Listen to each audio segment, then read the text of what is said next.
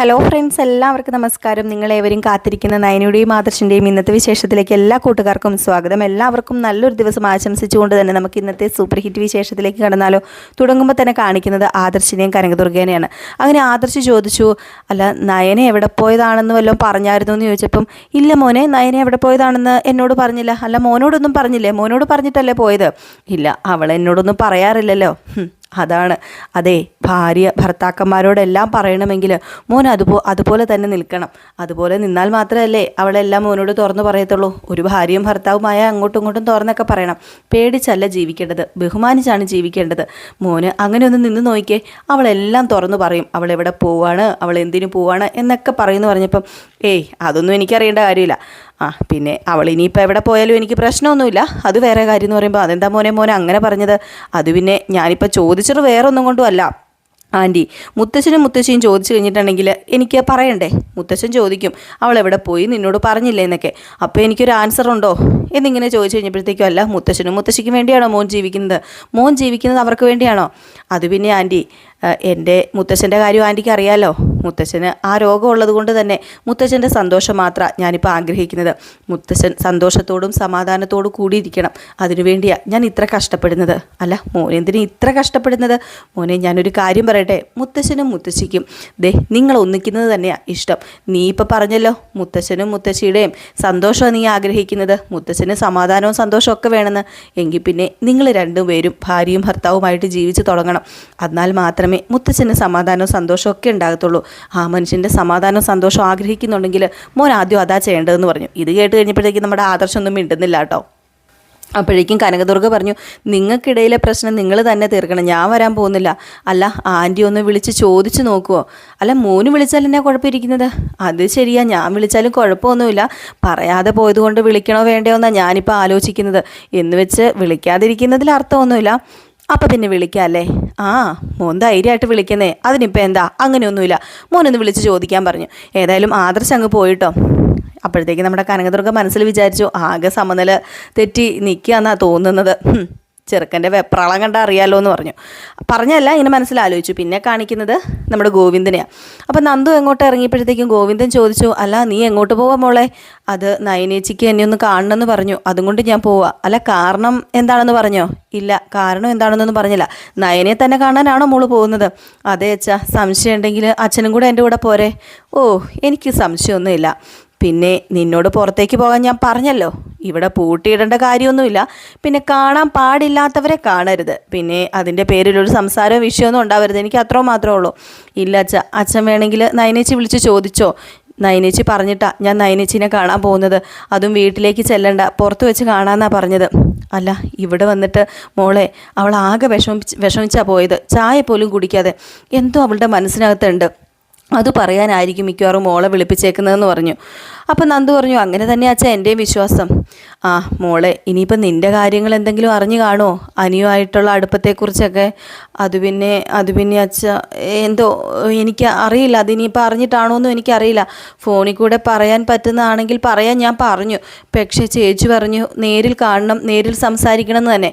എങ്കിൽ പിന്നെ മോള് പെട്ടെന്ന് ചെല്ല്, ഇനിയിപ്പം താമസിക്കേണ്ട, ഞാൻ ഇടയ്ക്ക് കനകേനെ വിളിച്ചോളാം എന്ന് പറഞ്ഞിട്ട് നമ്മുടെ നന്ദുവിനെ ഗോവിന്ദൻ പറഞ്ഞു വിടുകയാണ് കേട്ടോ. ഇതേ സമയം നയനയെ കാണിക്കുകയാണ്. അപ്പം നയന എവിടെ ഒരു സ്ഥലത്ത് പോയി ഇങ്ങനെ ഇരിക്കുകയാണ് കേട്ടോ. അപ്പം അങ്ങോട്ടേക്ക് നന്ദു ചെന്നു. നയന വലിയ വിഷമത്തോടു കൂടിയാണ് ഇരിക്കുന്നത്. അപ്പം നന്ദു വന്നിട്ട് ചോദിച്ചു, അല്ല ചേച്ചി എന്തിനാ എന്നോട് വരാൻ പറഞ്ഞത്? അത് പിന്നെ എല്ലാ കാര്യവും നീ എന്നോട് ഷെയർ ചെയ്യുമായിരുന്നല്ലോ, പക്ഷേ പറയേണ്ട ഒരു കാര്യം മാത്രം നീ എന്നോട് പറഞ്ഞില്ല. അത് ചോദിക്കാനാണ് ഞാൻ നിന്നെ വിളിച്ചതെന്ന് പറഞ്ഞു. അപ്പോഴത്തേക്കും നമ്മുടെ നന്ദു ഒന്ന് ഞെട്ടി കേട്ടോ. അപ്പം നയന് ചോദിച്ചു, ആരാ ഈ അനിതാന്ന്? അതാരാണെന്ന് അറിഞ്ഞിട്ട് നമുക്ക് സംസാരിക്കുന്നതായിരിക്കും നല്ലത്. അല്ല നിനക്ക് പറയാൻ ബുദ്ധിമുട്ടാണെങ്കിൽ ഞാൻ പറയാം, ആരാ ഈ അനിതാന്ന്. പിന്നെ അമ്മയും അച്ഛനും തമ്മിലുള്ള സംസാരമൊക്കെ കേട്ടിട്ട് ഞാൻ എല്ലാം അമ്മയോട് ചോദിച്ചു. അമ്മയ്ക്ക് അവസാനം സത്യമെല്ലാം എന്നോട് പറയേണ്ടി വന്നു. അത് പിന്നെ ചേച്ചി, എനിക്ക് എന്നെ വലിയ ഇഷ്ടമാണ്. അനാമികയായിട്ടുള്ള കല്യാണത്തിന് താല്പര്യമില്ല. അത് അവൻ എന്നോട് പറഞ്ഞിട്ടുണ്ട് നേരിട്ട്. എന്നെ വിവാഹം കഴിക്കണമെന്നാണ് പറയുന്നത്. എനിക്കറിയില്ല ഞാൻ എന്ത് ചെയ്യണമെന്ന്. അപ്പോഴത്തേക്കും നയന പറഞ്ഞു, അല്ല നിൻ്റെ താല്പര്യം എന്താ? അതാദ്യം ഞാൻ കേൾക്കട്ടെ. നിൻ്റെ മനസ്സിൽ താല്പര്യം എന്താണ്? അത് നീ ആദ്യം പറ. അല്ല നീ ചോദിച്ചതിന് എന്താ മറുപടി പറയാത്തത്, നിൻ്റെ താല്പര്യം എന്താണെന്ന്. അപ്പോഴത്തേക്ക് നമ്മുടെ നന്ദു ഒന്നും മിണ്ടുന്നില്ല കേട്ടോ. അപ്പം നയന പറഞ്ഞു, നീ എന്താ മോളെ ഒന്നും മിണ്ടാത്തത്, നിൻ്റെ മനസ്സിൽ എന്താണെന്ന് വെച്ചാൽ ഈ ചേച്ചിയോട് തുറന്നു പറ. നിനക്ക് എൻ്റെ ജീവിതത്തെക്കുറിച്ച് എന്തെങ്കിലും അറിയാമോ? നീ അതൊക്കെ അറിഞ്ഞിട്ടാണോ ഇങ്ങനെ തുടങ്ങുന്നത്? ഞങ്ങളുടെ വിവാഹത്തിന് മുമ്പ് ആദർശേട്ടൻ പെണ്ണ് കണ്ടത് നവ്യേച്ചിനെയാണെന്നറിയാലോ. ആ കഥയൊക്കെ നിനക്കറിയാലോ. അന്ന് ചേച്ചിയും അഭിയും കൂടി ഒരുപാട് നാടകം കളിച്ചതുകൊണ്ടാണ് എനിക്ക് ആദർശേട്ടൻ്റെ ഭാര്യ ആകേണ്ടി വന്നത്. ഒരുപാട് ബുദ്ധിമുട്ടുന്നുണ്ട് ഞാൻ അവിടെ, അതൊക്കെ നിനക്കറിയാം. അന്ന് തൊട്ടുള്ള വെറുപ്പ് ആദർശേട്ടൻ ഇപ്പോഴും എന്നോടുണ്ട്. ആദർശേട്ടന് മാത്രമല്ല, ആദർശേട്ടൻ്റെ അമ്മയ്ക്കും അവിടെയുള്ള എല്ലാവർക്കും ആ വെറുപ്പുണ്ട്. അല്ല പിന്നെ എന്നിട്ട് പിന്നെ എന്തിനാ ആദർശേട്ടൻ ചേച്ചിനെ വീട്ടിൽ വന്ന് വിളിച്ചത്? അത് പിന്നെ ഞാൻ ഇപ്പം എന്താ ഇവളോട് പറയുക? വേണ്ട, ഇവളുടെ മനസ്സ് മാറ്റാൻ വേണ്ടി ആദർശേട്ടൻ എന്നോട് സ്നേഹമുണ്ടെന്ന് പറയാത്തതാണ് നല്ലത്. അങ്ങനെ പറഞ്ഞു കഴിഞ്ഞാൽ ചിലപ്പോൾ മനസ്സ് മാറും. എന്നിട്ട് പെട്ടെന്ന് നമ്മുടെ നയന, അതെ മോളെ, ഞാൻ നിന്നോട് സത്യം പറയണോ ഇല്ലയോ എന്നൊക്കെയാണ് ഇങ്ങനെ മനസ്സിൽ ആലോചിക്കായിരുന്നു. അല്ല, എൻ്റെ കാര്യമൊക്കെ ഞാൻ തുറന്നു പറഞ്ഞില്ലേ, പിന്നെ എന്തിനാ ചേച്ചിക്ക് സത്യം പറയാൻ ഇത്രയ്ക്ക് ബുദ്ധിമുട്ട്? അത് പിന്നെ മോളെ, കല്യാണം കഴിഞ്ഞതിന് ശേഷം ഞങ്ങൾ രണ്ടായിട്ടാണ് കഴിയുന്നത്. വേറൊന്നുമല്ല, പുറമെ എല്ലാവരെയും കാണിക്കാനായിട്ട് ഭാര്യയും ഭർത്താക്കന്മാരുമായിട്ട് കഴിയുന്നത് മാത്രമേ ഉള്ളൂ. അല്ലാതെ രണ്ടുപേര് തന്നെയാണ് ബെഡ്റൂമിലും, രണ്ടുപേരും രണ്ടായിട്ട് തന്നെയാണ് ജീവിക്കുന്നത്. എൻ്റെ ആ വീട്ടിലെ ആയുസ് എത്ര നാളാണെന്ന് നിനക്കറിയാമോ? അതറിയണമെങ്കിലേ നീ കണ്ണ് തുറന്നൊന്ന് നോക്കണം. പിന്നെ മുത്തശ്ശനും മുത്തശ്ശിയും ജീവനുള്ളിടത്തോളം കാലം മാത്രമേ എനിക്ക് അവിടെ നിൽക്കാൻ പറ്റത്തുള്ളൂ. അല്ല ചേച്ചി എന്താ പറയുന്നത്? അത് കഴിഞ്ഞിട്ടുണ്ടെങ്കിൽ വീട് വിട്ടു പൊക്കോണമെന്നാ ആദർശേട്ടൻ എന്നോട് പറഞ്ഞിരിക്കുന്നത്. അല്ല, അങ്ങനെയെങ്കിൽ ചേച്ചിക്ക് ഇപ്പോഴേ വീട് വിട്ട് വന്നൂടെ? എന്തിനാ അവിടെ കടിച്ചു പിടിച്ച് തൂങ്ങിക്കിടക്കുന്നത്? അത് പറ്റില്ല മോളെ, അതൊരിക്കലും പറ്റില്ല. പിന്നെ ഞാൻ പല സാഹചര്യങ്ങളും കടിച്ചമർത്തി പിടിച്ചവിടെ നിൽക്കുന്നത് വേറൊന്നും കൊണ്ടുമല്ല. അത് മുത്തച്ഛൻ്റെയും മുത്തശ്ശിയുടെയും ആരോഗ്യസ്ഥിതി വഷളാവും, അതുകൊണ്ട് മാത്രമാണ്. പിന്നെ നമ്മുടെ അച്ഛൻ്റെ കാര്യം ഒന്നുകൂടി ചിന്തിക്കണ്ടേ? ഇതൊഴിവാക്കാൻ വേണ്ടി പരമാവധി പിടിച്ചു നിന്നേ പറ്റൂ. എന്തായാലും ഒരുറപ്പ് എൻ്റെ കയ്യിൽ നിന്ന് ആദർശേട്ടൻ മേടിച്ചിട്ടുണ്ട്. മുത്തശ്ശന് എന്തെങ്കിലും സംഭവിച്ചു കഴിഞ്ഞാൽ അടുത്ത ദിവസം തന്നെ ആ വീടിൻ്റെ പടി ഇറങ്ങി പോകണമെന്ന് ആ വാക്ക് ഞാൻ കൊടുത്തിട്ടുമുണ്ട്. എന്തുവാ ചേച്ചി, അങ്ങനെ ഒരു വാക്ക് കൊടുത്തിട്ട് ആരെങ്കിലും അവിടെ കടിച്ചു തൂങ്ങോ? ഞാൻ കടിച്ചു തൂങ്ങും. എനിക്ക് കടിച്ചു തൂങ്ങാതിരിക്കാൻ പറ്റില്ല. കാരണം ഞാൻ എൻ്റെ ജീവിതത്തേക്കാൾ കൂടുതൽ പ്രാധാന്യം കൊടുക്കുന്നത് മറ്റുള്ളവരുടെ ജീവിതത്തിന് തന്നെയാണ്. അത് മോൾക്ക് അറിയാലോ. അതുകൊണ്ട് എനിക്കിതൊക്കെ ചെയ്തേ പറ്റൂ. എന്നെ സ്നേഹിക്കുന്നവരുടെ ജീവിതം എനിക്ക് സേഫാക്കിയേ പറ്റൂ. അവിടെയാ സത്യം പറഞ്ഞാൽ ഞാൻ നവ്യേച്ചിനെ പോലെ സ്വാർത്ഥത കാണിക്കാത്തത്. ഏതായാലും അതൊക്കെ പോട്ടെ. എൻ്റെ ജീവിതം മാത്രമല്ല, നവ്യേച്ചിയുടെ ജീവിതവും ഇപ്പം വളരെയധികം കഷ്ടത്തിൽ തന്നെയാണ്. എന്നെപ്പോലെ തന്നെ നവ്യേച്ചിക്കും പടിയിറങ്ങി പോകേണ്ടി വന്നേക്കാം. അങ്ങനെയുള്ള സാഹചര്യത്തിലാണ് നീയും കൂടി അങ്ങോട്ടേക്ക് വരാൻ നോക്കുന്നത്. അപ്പം പിന്നെ ഞാൻ എന്താ മോളെ ചെയ്യേണ്ടത്? തടയുകയല്ലാതെ വേറൊരു മാർഗ്ഗവുമില്ല. അല്ല പിന്നെ ചേച്ചി, ഇതൊക്കെ ചേച്ചി എന്നോട് നേരത്തെ പറയുമായിരുന്നെങ്കിൽ ഇതൊന്നും ഉണ്ടാവില്ലായിരുന്നല്ലോ. അതെ, ഇത് ഞാൻ നേരത്തെ നിന്നോട് പറയണമായിരുന്നെങ്കിൽ അനിയുമായിട്ടുള്ള അടുപ്പം അത് നീ എന്നോട് നേരത്തെ പറയണമായിരുന്നു. നിങ്ങൾ തമ്മിൽ സൗഹൃദ സ്നേഹമാണെന്ന് വിചാരിച്ചത് കൊണ്ടാണ് ഒരിക്കൽ പോലും ഞാൻ സംശയിക്കാതിരുന്നത്. അന്നൊന്നും ഞാൻ അറിഞ്ഞിരുന്നില്ല. ആ വീട്ടിലും ഇന്ന് വരെ അങ്ങനെ ഒരു സംശയം ആർക്കും വന്നിട്ടില്ല. ഇനി നീ പറ, നിനക്ക് ഇനി അനന്തപുരിയിലേക്ക് വരണോ? അനിയുടെ ഭാര്യയായിട്ട് ആ വീടിൻ്റെ മരുമകൾ ആയിട്ട് വരണോ നിനക്ക്? എല്ലാവരെയും വെറുപ്പിച്ചുകൊണ്ട് പറ. അപ്പോഴത്തേക്ക് നമ്മുടെ നന്ദ വല്ലാണ്ടങ്ങ് വിഷമിച്ച് നിൽക്കുക. എന്നിട്ട് നന്ദ പറയുക, ഇല്ല ചേച്ചി, ഒരിക്കലും ഇല്ല. ഒരിക്കലും ആ വീടിൻ്റെ പടി കയറി ഞാൻ വരില്ല. അതും പ്രത്യേകിച്ച് അനിയുടെ ഭാര്യയായിട്ട്. ഇനി ഇതിൻ്റെ പേരിൽ ചേച്ചിക്ക് എന്നോട് സംസാരിക്കേണ്ടി വരില്ല. ഞാൻ മാറി നിന്നോളാം. പിന്നെ ചേച്ചിയോട് പറയാത്തതിൽ ചേച്ചിക്ക് വിഷമമുണ്ടല്ലേ? സോറി കേട്ടോ ചേച്ചി, എല്ലാം ഞാൻ ചേച്ചിയോട് പറഞ്ഞുകൊണ്ടിരുന്നല്ലേ, പക്ഷേ ഇത് പറയാൻ എന്തോ എന്നെക്കൊണ്ട് കഴിഞ്ഞില്ല, അതാ ഞാൻ ചേച്ചിയോട് പറയാതിരുന്നത് എന്ന് പറഞ്ഞിട്ട് നമ്മുടെ നയനയെ കെട്ടിപ്പിടിച്ച് നന്ദു കരയാണ് കേട്ടോ. അങ്ങനെ പരസ്പരം രണ്ടുപേരും മനസ്സിലെ ഭാരമൊക്കെ ഇറക്കി വെച്ച് കരയുന്നു. ഏതായാലും നന്ദു ഒരു തീരുമാനം എടുത്തിരിക്കുകയാണ്. ഇനിയിപ്പം അനിയുടെ ഭാഗത്തേക്ക് തിരിഞ്ഞു നോക്കുകയേ വേണ്ട. അനിയുമായിട്ട് യാതൊരു ബന്ധവുമില്ല. കാരണം തൻ്റെ ചേച്ചി അവിടെ കഷ്ടപ്പെടുന്നത് പറഞ്ഞല്ലോ, ഒരു കള്ളത്തരമാണെങ്കിൽ കൂടി ആ ഒരു കള്ളത്തരത്തിൽ നിന്നും നമ്മുടെ അനിയെയും അതുപോലെ തന്നെ നന്ദുവിനെയും കൂടെ ഒന്ന് വേർപിരിക്കാലോ എന്നോർത്താണ് നയനെ അത്രയും ഒരു കള്ളത്തരം പറഞ്ഞത്. കുറച്ചൊക്കെ സത്യവും ഉണ്ട്. പിന്നെ കാണിക്കുന്ന അനാമികേനെയാണ്. അപ്പോൾ അനാമികയോട് അനി ചോദിക്കാണ്ട്, നീ എന്തിനാണ് വീട്ടിൽ വന്നതും അതുപോലെ ഏടത്തിയുടെ അമ്മയോട് വന്ന കാര്യങ്ങളൊക്കെ പറഞ്ഞ് പ്രശ്നം ഉണ്ടാക്കിയത് നീ എന്തിനാണ്, നീ ആരോട് ചോദിച്ചിട്ട് അങ്ങോട്ടേക്ക് വന്നത് എന്നൊക്കെ ചോദിക്കുക. അപ്പോഴത്തേക്കും അനാമികയ്ക്ക് ദേഷ്യം വരികയാണ് കേട്ടോ. അനാമിക പറഞ്ഞു, അല്ല ഞാൻ അവിടെ വന്നതിന് ഇത്ര വേദന വരാൻ കാരണം എന്താ, അതെന്തിനാ എനിക്ക് ഇത്ര വേദന വരുന്നത്? അതെ, ഞാനേ മോശമായിട്ടൊന്നും വന്ന് സംസാരിച്ചിട്ടില്ല, പറയേണ്ടത് മാത്രമേ ഞാൻ പറഞ്ഞിട്ടുള്ളൂ. എടോ, കല്യാണത്തിന് മുമ്പ് തന്നെ നിന്റെ മനസ്സിൽ ഒരുപാട് സംശയങ്ങളുണ്ട്. ഈ പോക്ക് പോവുകയാണെങ്കിൽ കല്യാണശേഷം നീ എന്നെയും നന്ദുവിനെയും ചേർത്ത് പല കഥകളും ഉണ്ടാക്കാൻ ചാൻസ് ഉണ്ട്. അതെ, ഭാര്യയാകാൻ പോകുന്ന പെൺകുട്ടി മറ്റേതെങ്കിലും പെൺകുട്ടീനെ സംശയിക്കുകയാണെങ്കിലേ അവളെ പിന്നെ കാണാൻ ശ്രമിക്കരുത്. കെട്ടാൻ പോകുന്ന പെണ്ണിനെ ഒഴിവാക്കിയിട്ട് അവളെ പിന്നാലെ പോകരുത്. അതെ, നിന്നെ കല്യാണം കഴിക്കാൻ പോകുകയാണെന്ന് കരുതി ഞാൻ എൻ്റെ ഫ്രണ്ട്സിനെ എല്ലാം ഒഴിവാക്കണം എന്നാണോ നീ പറയുന്നത്? നിന്നെ പരിചയപ്പെടുന്നതിനേക്കാളും മുന്നേ ഞാൻ കണ്ടതാ നന്ദുവിനെ. അവളെൻ്റെ ബന്ധുവാണ്, ഫ്രണ്ട്സാണ്. പിന്നെ അതൊരു സൗഹൃദവും മാത്രമാണെന്ന് എനിക്ക് തോന്നുന്നില്ല. നിനക്ക് എന്ത് തോന്നിയാലും ശരി, നീ ഇങ്ങനെയാണ് ചിന്തിക്കുന്നത് എങ്കിൽ നമ്മൾ തമ്മിൽ ഒന്നിക്കാത്തത് തന്നെയാണ് നല്ലത്. ഈ കല്യാണം ഇവിടെ കൊണ്ട് സ്റ്റോപ്പ് ചെയ്യുന്നത് നല്ലത്. അതേപ്പറ്റി പറയാൻ തന്നെയാ ഞാൻ നിന്റെ വീട്ടിലേക്ക് വന്നത്. അപ്പം അവളുടെ അമ്മ നിന്റെ മുത്തച്ഛനെ കാണാൻ വേണ്ടി എന്നെ അനുവദിച്ചില്ല. ഏടോ, അതിനെന്തിനാ മുത്തച്ഛനെ കാണുന്നത്? നമ്മൾ തമ്മിലുള്ള പ്രശ്നം നമ്മൾ തമ്മിൽ തീർക്കുന്നതല്ലേ നല്ലത്. പിന്നെ കല്യാണം വിളി ഏതാണ്ട് പൂർത്തിയാകാറായി, ഉടനെ കല്യാണവും നടക്കും. ആ സമയത്താണ് നീ ഇങ്ങനെയൊക്കെ പറയുന്നത്.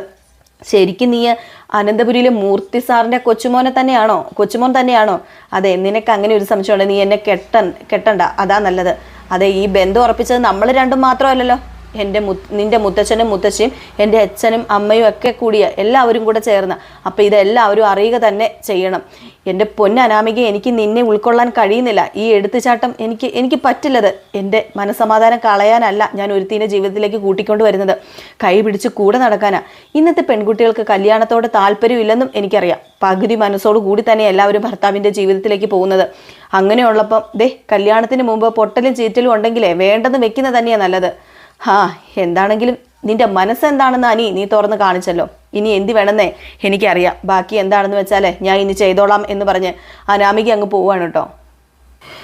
അപ്പോഴത്തേക്ക് പേടിച്ചു പോയി. ഇനിയിപ്പം അവളെങ്ങാനും മുത്തച്ഛനെയും പോയി കാണുമോ? വിളിച്ചാലും പ്രശ്നമാവൂലോ. ഇനിയിപ്പോൾ എന്താ ചെയ്യുന്നത്? എടുത്തു ചാടിയെല്ലാം പറയുകയും ചെയ്തു. സാരമില്ല, എന്തെങ്കിലും കോപ്പാവട്ടെ എന്ന് പറഞ്ഞ് നമ്മുടെ അനി പോയി. പിന്നെ നമ്മുടെ അനാമികനെ കാണിക്കുന്നു. അനാമികയ്ക്ക് പെട്ടെന്നൊരു കോള് വരികയാണ് കേട്ടോ. അങ്ങനെ അനാമിക കോളെടുത്തപ്പോൾ നയനയാണ്. അപ്പം നയന പറഞ്ഞു, മോളെ ഞാൻ നയനയാ, അതെ അനിയുടെ ഏട്ടത്തി അമ്മയാ. എന്താ നിങ്ങൾക്ക് വേണ്ടത്? അത് പിന്നെ മോളെ എനിക്കൊന്ന് കാണണം, എത്രയും പെട്ടെന്ന് തന്നെ കാണണം. ഞാനും നിങ്ങളെ ഒന്ന് കാണാൻ വേണ്ടി ഇരിക്കുകയായിരുന്നു. എവിടേക്കാണ് വരേണ്ടത് എന്ന് പറഞ്ഞാൽ മതി, ഞാൻ അങ്ങോട്ടേക്ക് വരാം. അത് ഞാനിവിടെ പാർക്കിൻ്റെ അടുത്തുണ്ട്. ഓക്കെ ശരി, ഞാൻ അങ്ങോട്ടേക്ക് വരാമെന്ന് പറഞ്ഞ് നമ്മുടെ അനാമിക ഫോൺ കട്ട് ചെയ്തു കേട്ടോ. അപ്പം നയനെ എന്തൊക്കെയോ പറയാനുള്ള പുറപ്പാടിൽ തന്നെയാണുള്ളത്. ഇതേ സമയം ആദർശനെ കാണിക്കുക. ആദർശം ഇങ്ങനെ ഇരുന്ന് ചിന്തിക്കുക, അവൾ എങ്ങോട്ട് പോയതായിരിക്കും? വീട്ടിൽ പോയി കഴിഞ്ഞിട്ടുണ്ടെങ്കിൽ ഇനിയിപ്പം പോയി വിളിക്കുന്ന നാണക്കേടല്ലേ, പോയി വിളിക്കാതിരിക്കാനും പറ്റില്ല. ഏതായാലും ഒരു കാര്യം ചെയ്യാം, അവളുടെ അച്ഛനെ ഒന്ന് വിളിച്ചു നോക്കാം, അവിടെ ചെന്നിട്ടുണ്ടോ ഇല്ലയോ എന്നറിയാലോ എന്ന് പറഞ്ഞ് നേരെ നമ്മുടെ ഗോവിന്ദനെ ആദർശ് വിളിക്കുകയാണ് കേട്ടോ. അപ്പോഴത്തേക്കും ഗോവിന്ദൻ ഫോൺ എടുത്തിട്ട്, എന്താ മോനെ? അതെ അച്ഛാ, നയനി അങ്ങോട്ടേക്ക് വന്നായിരുന്നോ? ഇല്ല, ഇങ്ങോട്ടേക്ക് വന്നില്ലല്ലോ. എന്താ പറ്റിയത് മോനെ? അത് പിന്നെ ഒന്നുമില്ല അച്ഛാ, ഞാൻ അവൾ എവിടെ പോയതാണെന്ന് അറിയില്ല, പുറത്തേക്ക് പോയായിരുന്നു. അപ്പം അതും കൊണ്ട് ഒന്ന് വിളിച്ചു ചോദിച്ചാൽ ഇനി അങ്ങോട്ടേക്ക് വന്നോന്ന്. അല്ല, മോനോട് പറയാതെയാണോ പോയത്? അതെ, പോയത് ഞാൻ കണ്ടില്ല, പോയത് പറഞ്ഞതുമില്ല. അങ്ങനെ അവൾ പറയാതെ പോകാൻ വഴിയില്ലല്ലോ. ചിലപ്പം ഇവിടെ അടുത്തെവിടെയെങ്കിലും പോയതായിരിക്കും അച്ഛാ, ഉടനെ വരുമായിരിക്കും. എങ്കിൽ പിന്നെ ശരി അച്ഛാന്ന് പറഞ്ഞിട്ട് നമ്മുടെ ആദർശ് ഫോൺ കട്ട് ചെയ്തു കേട്ടോ. അപ്പോൾ ആദർശിന് മനസ്സിലായി അവൾ വീട്ടിൽ പോയിട്ടില്ല. ഇനിയിപ്പോൾ അവൾ ആരോടും പറയാതെ എവിടെ പോയതായിരിക്കും എന്നിങ്ങനെ ചിന്തിക്കുകയാണ്. ഇതേ സമയം വീണ്ടും നമ്മുടെ നയനയെ കാണിക്കുകയാണ്. അനാമിക വന്ന ഉടനെ തന്നെ ചോദിച്ചു, നിങ്ങൾ എന്തിനാ എന്നെ വിളിച്ചത്? അല്ലെങ്കിൽ നിങ്ങളെ കണ്ട് കുറച്ച് സംശയങ്ങളൊക്കെ തീർക്കണം എന്ന് എനിക്ക് ഉണ്ടായിരുന്നെന്ന് പറഞ്ഞപ്പം, അതേ മോളുടെ സംശയങ്ങളൊക്കെ തീരണമെങ്കിൽ എന്നെ തന്നെ കാണണമായിരുന്നു. പിന്നെ എനിക്ക് പറയാനുള്ളത്, മോളിങ്ങനെ അനീനെ സംശയിക്കരുത്. അനീനെ നന്ദുവിനെയായിട്ട് സംശയിക്കേണ്ട കാര്യമില്ല.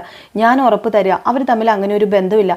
പിന്നെ തൻ്റെ വിഷമങ്ങളൊക്കെ തുറന്നു പറയാൻ വേണ്ടി നമ്മുടെ അനി നന്ദുവിൻ്റെ അടുത്ത് പോകും, അതല്ലാതെ അവർ തമ്മിൽ വേറൊരു ബന്ധവുമില്ല. മോള് വീട്ടിലേക്ക് കയറി വരണമെന്ന് തന്നെയാണ് ഞങ്ങളുടെ ആഗ്രഹം എന്ന് പറഞ്ഞപ്പം, പിന്നെ നിങ്ങളുടെ മനസ്സിലിരിപ്പോൾ എന്താണെന്ന് എനിക്ക് നന്നായിട്ടറിയാം. നിങ്ങൾ അവിടെ കയറി വന്നത് എങ്ങനെയാണ്? നിങ്ങൾ ആ വീട്ടിലേക്ക് കയറി വന്നത് വളഞ്ഞ വഴിയിലൂടെ തന്നെയല്ലേ? പക്ഷെ ഞാൻ അങ്ങനെയല്ല, ഞാൻ നേർ വഴിയിലൂടെ തന്നെയാണ് കയറി വരുന്നത്. അതേ മോളെ, അതെനിക്കറിയാം. അതുകൊണ്ട് തന്നെയാണ് അവിടെ എല്ലാവർക്കും മോള് കയറി വരുന്നത് ഇഷ്ടവും ഞാനും അതിനെ സപ്പോർട്ട് ചെയ്യുന്നതും ഒക്കെ. മോൾ അവിടെ കയറി വരണം, അത് തന്നെയാണ് ഞാനും ആഗ്രഹിക്കുന്നത്. ഞങ്ങൾ വളഞ്ഞ വഴിയിലൂടെയാണ് വന്നതെങ്കിൽ മോള് നേർവഴിയിലൂടെ തന്നെ വരണം. പിന്നെ നിങ്ങൾക്ക് അതൊന്നും അല്ല ഇഷ്ടം. നിങ്ങൾ വളഞ്ഞ വഴിയിലൂടെ വന്നതുകൊണ്ട് തന്നെ നിങ്ങൾക്ക് ഞാൻ നേർവഴിയിലൂടെ കയറി വരുന്നത് ഇഷ്ടപ്പെടില്ല. അതെനിക്ക് നന്നായിട്ട് അറിയാം. അതുകൊണ്ടായിരിക്കും നിങ്ങൾ അനീനെ കൊണ്ട് നന്ദുവിനെ പ്രേമിപ്പിക്കാൻ നോക്കുകയും അവരെ ഒന്നിപ്പിക്കാൻ നോക്കുകയൊക്കെ ചെയ്യുന്നതെന്ന്. ഏതായാലും ഇത് കേട്ടപ്പോഴത്തേക്ക് നമ്മുടെ നയനയ്ക്ക് എന്തോ പോലെ ആയിട്ടോ. ഏതായാലും ആ ഒരു സീൻ കാണിച്ചാണ് ഇന്നത്തെ വിശേഷം അവസാനിക്കുന്നത്. അപ്പോൾ എല്ലാവരും കാത്തിരിക്കുക അടുത്ത വിശേഷത്തിനായിട്ട്. അടുത്ത വിശേഷമായിട്ട് എത്രയും പെട്ടെന്ന് കാണാൻ. അതുവരെ എല്ലാവർക്കും ടാറ്റാ ബൈ ബൈ.